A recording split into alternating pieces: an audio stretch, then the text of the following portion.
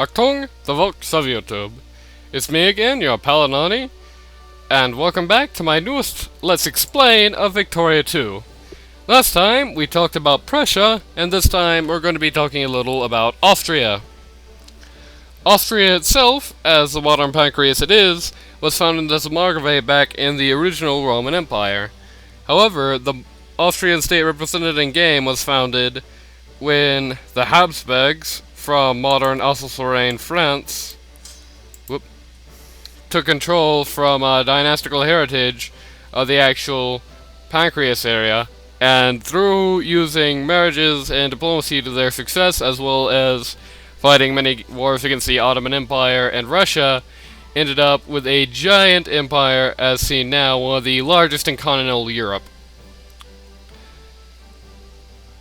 Austria, unlike Prussia, does not start out in a very good position to form Germany. Now it can. In fact, it starts out with all but one province needed to form the South German Federation. But there's a big problem with that. See, even though you have the benefit of including Alsace-Lorraine into it, making it not your problem, so France can easily get it back, and even though you start out with a few more countries in your sphere, Austria cannot join the South German Federation. It will instead release Bavaria, Württemberg, Baden, and optionally Alsace-Lorraine as just one big old regular state, which will essentially mean that unlike Prussia, who would be unable to, like say, Austria cannot sphere all these little minor German states in the north because Prussia would annex them, Austria has no such advantage like that, only having a big ally that can be pulled away from it. Austria does have a few perks and a few disadvantages. The main perk is that they have windows into just about every area into Europe. They have an easy place to attack Sardinia-Piedmont, the Ottoman Empire, Russia, and even Prussia if you feel daring, but only one of those people at a time. You see, Austria, despite the many armies it starts with, does not have the same technological superiority Prussia does, either in the industry category or especially in the army category, where they do have all the tier 1 techs but not professionalism, which is a big bonus. The problem with that is that Russia and the Ottoman Empire will start out at even odds with you, and Prussia will start out more powerful than you. So, while you can win all these wars, while they are very realistically achievable, it is not recommended to just start fights with people who would start up a multi-front war, because that is not healthy for you. Another advantage is that Austria starts out with a lot of minor states in its sphere, Parma, Modena, Lucca, and Tuscany, which, though they will be kind of weak, give the same benefit as Prussia's minor states do. And the biggest thing you have that will be a thorn in their side is Bavaria, Württemberg, and Baden, because unlike the other tiny states which will have 1 to 2 armies each, Baden starts out with 2 by default, Württemberg starts out with an army of 3 and an army of 2, and Bavaria starts out with an army of 3, an army of 9, and an army of 12. Your minor German states are much more fearsome than Prussia's minor German states. Another thing is that Austria can use a lot of bastions to make itself unthreatened by France, the biggest competitor to any German nationalism. France, unlike Prussia, does not have an actual proper border with you. However, they will always be trying to attempt to sphere Switzerland and Sardinia-Piedmont. Now, this is not the IRL completely neutral Switzerland. They will let France through in times of war. So, you have a few options, but what it generally amounts to is the same thing I mentioned with Prussia and Belgium. The point is not to add it to your sphere themselves. The main point is to not let France sphere them. It's especially good if you can get them into your sphere and then not have them declare war on France once combat actually starts, because at best, France will still have to go through high attrition, Switzerland, or relatively low attrition but many province and hostile province Sardinia Piedmont to actually get to you. At best, though, you can have 2 easy entrances into France, while they will only be able to go through Biden to actually attack you. Which is good, because that makes it, if you play your cards right, it can be pretty darn easy to actually get Alsace-Lorraine, especially if you're actually working with Prussia. And that is the biggest thing I would actually advise you on. At worst, I would say just fold the German provinces and just flat try to make yourself friendly with Prussia as much as possible. And even at best, it's still better to actually work with them to try and form Germany as they try to in real life than just outright attack them. But speaking of France, there's some other targets nearby that you can have easy goings after if you feel like it. The main target, and the people you'll be occupying and fighting the most, is the Ottoman Empire. They have many lucrative provinces that border right next to yours, particularly the, in real life, captured Bosnia, Greater Montenegro, southern Serbia, and places like that. They have many provinces, which, even though they're not so valuable, can be used to free state, which will provide which will block out a way in, particularly the likes of Montenegro and southern Serbia. Another thing is, though, that they do have Wallachia and Moldova starting out as feared satellites, but that should not be a very big trouble for long, as some of the cheaper war goals are just take out a sphere, take out a satellite status, in fact add them to yourself. So, there should be no real long-term threat with Moldova and the other Romanian states. But the same problem that the Ottomans face is true with you. See if Diplomatic Map Mo will say it. Austria starts out, though it doesn't really show, with just about every place releasable, and that is a very, very risky thing, because having areas like the whole of Czechoslovakia released, or the Polish provinces or Hungary released, will be a severe threat to you. And in fact, some of your provinces you don't even start with cores on. Lombardy and Venice, while ahistorically for Lombardy's case, I guess, will not start out with any cores on them, which means that once a prospective Italy forms, if they try to get your Lombardy and Venice, you just have no way to get them back.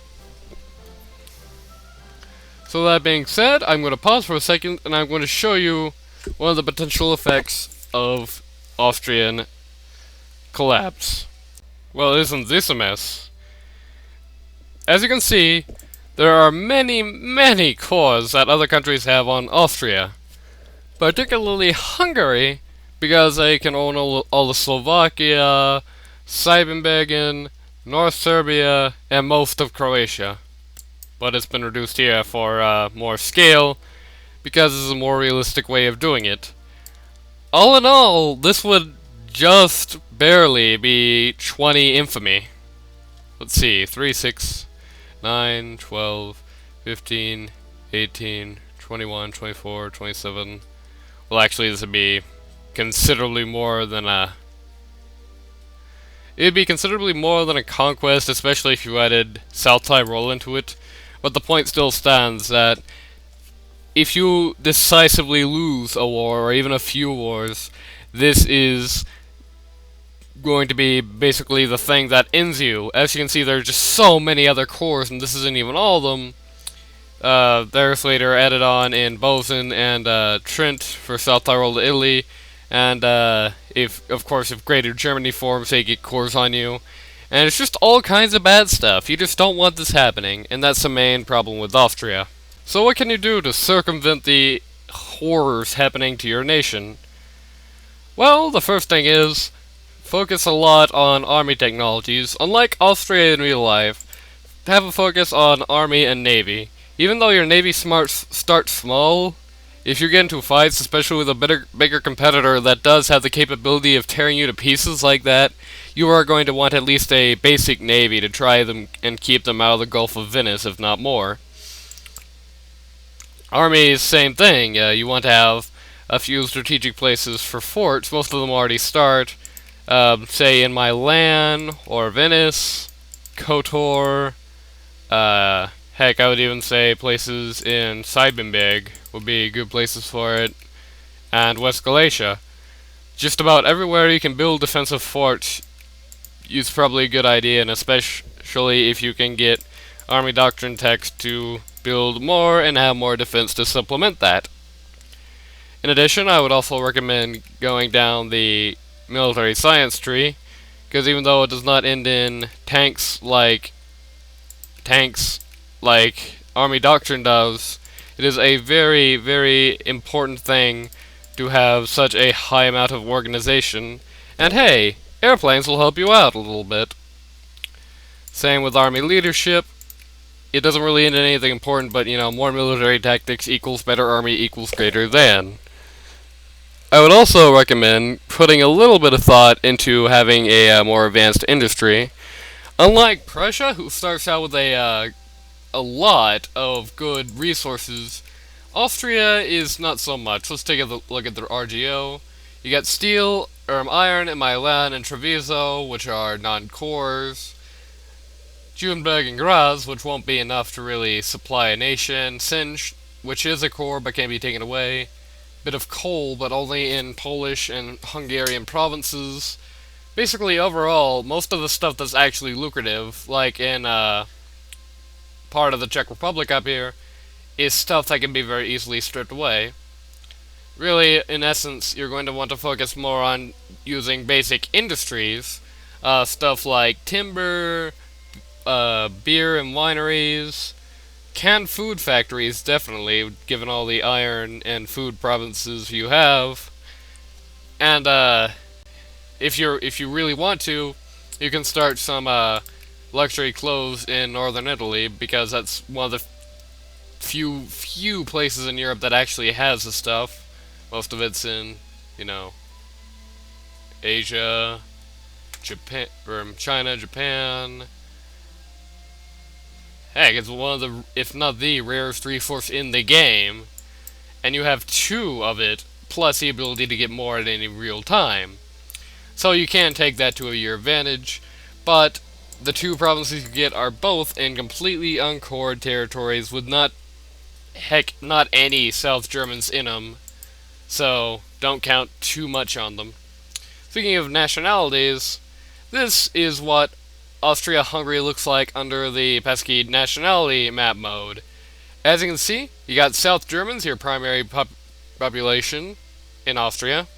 Hungarians, secondary added if you use the Austria-Hungary decision, in Minor Hungary, a little bit of Romania too, and a whole crap ton of tiny little pups that you cannot get, accepted at all, just scattered around everywhere. This is not good. They have the same problem that the Russian Empire and the Ottoman Empire have, in that you will have tons of nationalist revolts. You will have tons of nationalist problems. There's even inbuilt events to make a giant Hungarian revolt more likely, as it happened in real life. And that gets even worse if you expand into the Balkanized Ottoman Empire provinces, especially if you try to take out the 2 one-region minor states and 1 province minor state, Montenegro and Serbia, which, though they are pretty lucrative and will prevent them from being used against you by Russia, will end up giving you even more nationalist revolts. Really and truly, it is Austria who has the easiest position to form Yugoslavia, not actually one of the little minor Serbian states. But on the other hand, it gives you the problem that most of your territory is part of Yugoslavia. In fact, all of your provinces, from Gorlitz to a potential Skopje down here, or Skopje, in fact, even Albania and Bulgaria can be part of it, that's going to take a huge chunk out of you, and even having that as a puppet state would be like having Hungary as a puppet state. If you do decide to expand into the Balkans, think of them less like more colonial conquest, and think of them more like the actual IRL occupation of Hungary, where you have to keep a lot of watch over the area. And now it's time, because it's near the end, to talk about your starting strategy. Soldiers in no strike. Just to have a reliable force of South German soldiers, because soldiers of non-accepted populations or even secondary populations can't become guards, and they tend to flee on you more.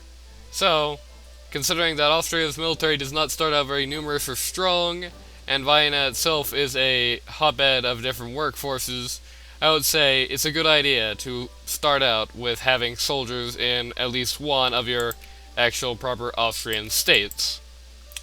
Secondarily, really, to be truthfully honest, Austria is kind of lucky in the position that just about every territory has high populations and a decent RGO, so you can really use your secondary national focus on really anything else, because unlike Prussia, you generally won't have so many soldiers that you'll lose officers for it, but if you do, you can just start kicking some more up in Tyrol or Steiermark, count on 10. But in addition, you can start making factories with the production ones in Bohemia, Moravia, or Slovakia, or encourage capitalists or craftsmen there to make and work at your factories. The secondary NF of Austria is just a very good thing to have because it allows you to do basically anything just from your incredible variety with it, and that gets even better once you get the more national focus techs. However, you don't start with the ability to have all of them like Prussia does from technology, because you don't have as many Germans and other accepted pops as they do. But you will get enough so that even if you want to colonize, you'll still be able to easily do that. So that's been Austria for you. In a short general advice, I would say focus a lot on attacking the Ottoman Empire. Remember that in real life they didn't form Germany, so you can eventually, it would be a good idea if you're really losing on it to just fold, let Germany form, and try to get good relations with it. Remember to keep Switzerland and Sardinia-Piedmont out of France's sphere. And as always, don't attack Russia unless you have a good reason to. If you want some Polish provinces, or you want to add territory to Moldova, then, excuse me, then they're a good idea for stomping targets. They can be easily weakened, especially by you, with a lot of entrance points to them. But do still remember that they will have a giant numerical advantage on you while having reasonably similar techs. So, with that said, keep on living the legacy of the Holy Roman Empire, and don't let Metternich down.